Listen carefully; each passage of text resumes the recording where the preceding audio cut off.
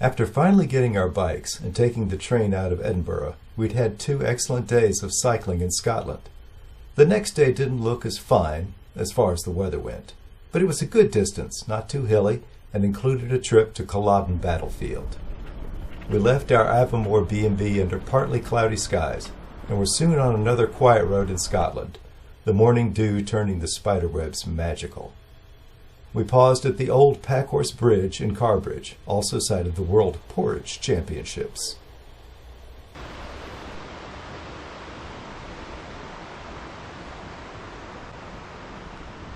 There's the new bridge. Down the road, we crossed a weak bridge. Weak bridge! But stout enough for cyclists. We realized that we had been climbing all morning when we saw this. Yay! We made it! Jubilation was had by all. We were on National Cycle Route 7, almost the full day, with quiet roads and classic quaint towns. And some trails that kind of shrunk down to tiny ribbons bordered by thistles and heather.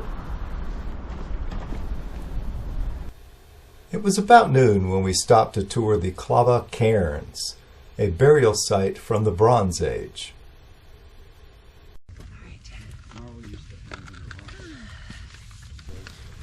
Carol tried to take a side trip to the 18th century, but it didn't work.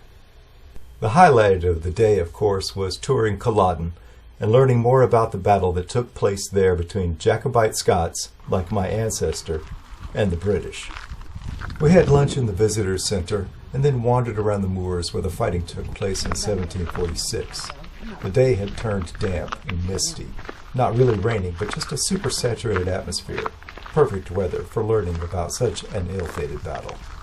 So the gentleman who did the cairn also did all of these. There are stones around here for each of the families, as you will see as you go to the other side. Each of the clans that fought.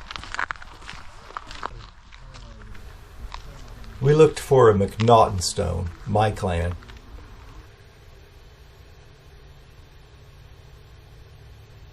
But this was the closest thing that we found. Kind of a, and all the rest of you guys. The dew had turned into real rain when we finally left, but the roads were good, and it was mostly downhill to Inverness, where, after a few wrong turns, we found our lodging for the night.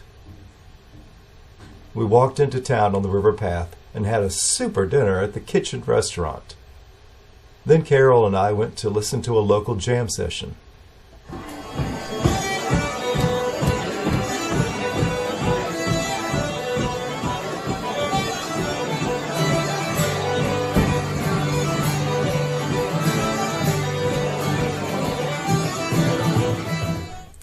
The next day was longer and hillier.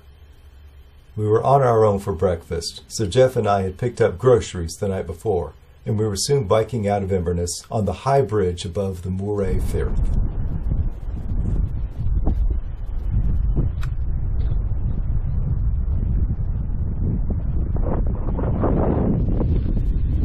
We also knew it would be a wee bit windy today. And we went over that bridge. I did not get a picture for you on top of that bridge because I'm afraid of heights. We followed the calm, rolling road along the north side of the Moray Firth to the Muir of Ord. We were hoping to find coffee, but instead just had decent weather and great roads. We did stop for second breakfast and coffee in Dingwall, and then had a stiff climb up Old Eventon Road, overlooking the Cromarty Firth. Okay. Go get it. All right. It was still blustery, and the clouds portended precipitation, but the wind was generally behind us, and we stayed mostly dry. And no midges that day. Our route turned inland at this point, and we had a 6-mile climb, not steep, but pretty unrelenting.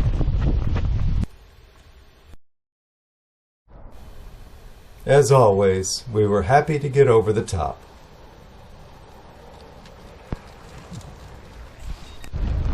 The weather had improved quite a bit, and we rolled along the top of the mountain enjoying the views for the next 6 or 7 miles.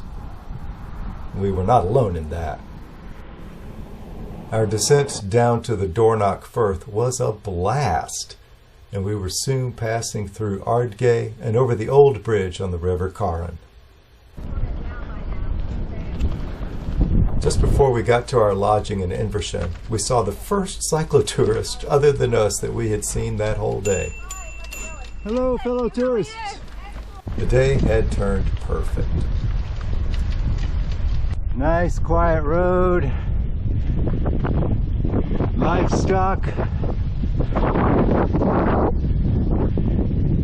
We're almost to Invershin. Excellent day, much better weather than we had really thought it would be. Not raining, got sunshine, not terribly warm. It's windy, but it's mostly been a tailwind, so this is good. We did encounter one final challenge, however. So our route had this as a surprise. Yeah. Such a pleasant surprise. And of course, our hotel was on the other side of the river, the Kyle of Sutherland. So we walked across, climbed more stairs, and we were soon checked in. As the Scots say, it will soon be sorted. Our hotel was the Invershin Hotel Bunkhouse and Bar, and we didn't really know what to expect, but the room was great, and the bar downstairs had good food and even better whiskey. Next week, what the hell? See you then.